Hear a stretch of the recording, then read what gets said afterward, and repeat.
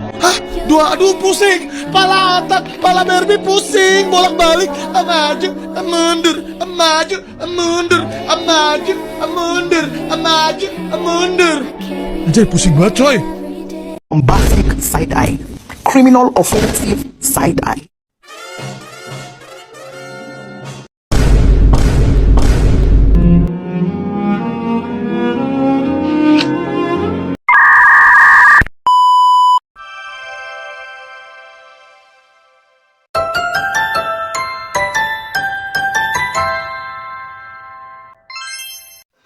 Halo guys, perkenalkan nama aku Nia Apriliani dari kelas 12 Di video kali ini, aku bakal membahas materi tentang sejarah Indonesia, yaitu demokrasi liberal.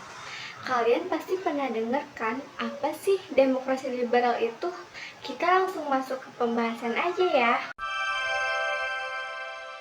Nah, jadi demokrasi liberal adalah sistem politik yang menjunjung tinggi kebebasan individu, kesetaraan hak, dan pembatasan kekuasaan pemerintah melalui konstitusi. Sistem ini sering dikaitkan dengan demokrasi parlementer, di mana pemerintah dipilih melalui pemilu, multipartai, serta peradilan independen. Kebebasan sipil dan hak-hak individu sangat dilindungi, mencegah tirani mayoritas. Adapun poin-poin penting mengenai demokrasi liberal sebagai berikut. 1. Kebebasan individu menekankan pada perlindungan hak-hak dasar manusia, seperti kebebasan berpendapat, beragama, dan berserikat. 2. Pembatasan kekuasaan. Kekuasaan pemerintah dibatasi oleh konstitusi Undang-Undang Dasar untuk mencegah tirani. 3. Sistem parlementer. Sering disebut demokrasi parlementer, di mana eksekutif, Perdana Menteri, dan Kabinet bertanggung jawab kepada parlemen, bukan langsung ke presiden. 4. Multipartai. Adanya banyak partai politik yang bersaing memperebutkan suara rakyat dalam pemilu yang bebas dan adil. 5. Supremasi hukum. Penegakan hukum yang adil untuk semua warga negara tanpa pandang bulu. Nah, ada juga 5 ciri-ciri sistem demokrasi liberal sebagai berikut. 1. Partisipasi politik yang bisa diikuti oleh semua masyarakat. 2. Pemungutan suara melalui pemilu dalam periode tertentu secara rahasia. 3. Terfasilitasnya kebebasan individu. 4. Pemerintahan yang dapat membentuk hukum sesuai dengan suara mayoritas di parlemen. 5. Kekuasaan pemerintah yang terbatas. Nah, teman-teman di sini ada yang tahu nggak kalau demokrasi liberal itu punya kelebihan dan kekurangannya juga loh. Kita bahas kelebihannya terlebih dahulu ya. Kelebihannya yaitu kekuasaan pemerintah lebih mudah diawasi karena terbatas.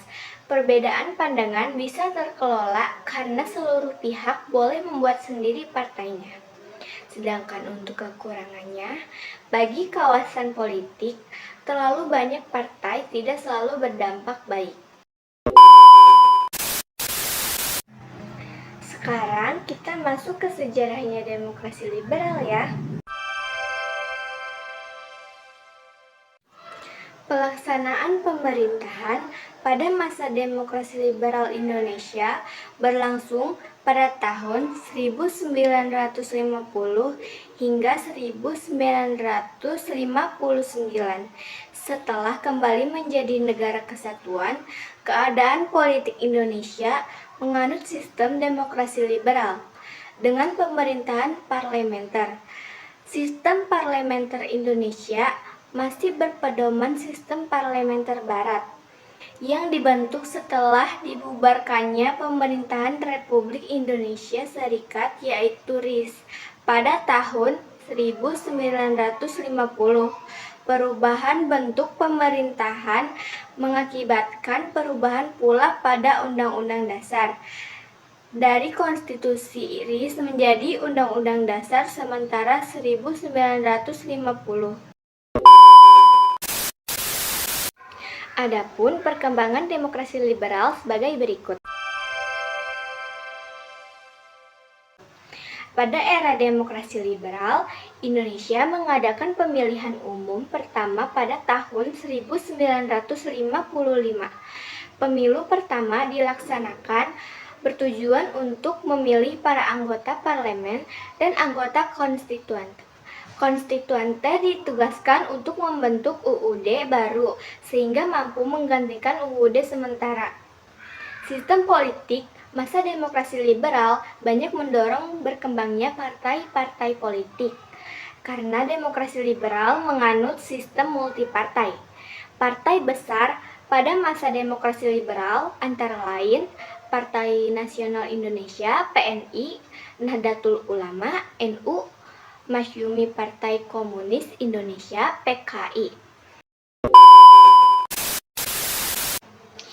Adapun kabinet-kabinet demokrasi liberal. Kabinet yang memerintah Indonesia dipimpin oleh beberapa kabinet pasca reformasi 1998. Tak seperti nama kabinet tersebut, Kabinet Pemerintah Indonesia di masa demokrasi liberal menggunakan nama Perdana Menterinya. Yang ke-1 ada Kabinet Natsir periode 6 September 1950 sampai 21 Maret 1951. Yang kedua, Kabinet Sukiman periode 27 April 1951 sampai 3 April 1952. Yang ketiga, Kabinet Wilopo periode 3 April 1952 sampai 3 Juni 1953. Yang keempat, Kabinet Ali Sastromijoyo I periode 31 Juni 1953 sampai 12 Agustus 1955.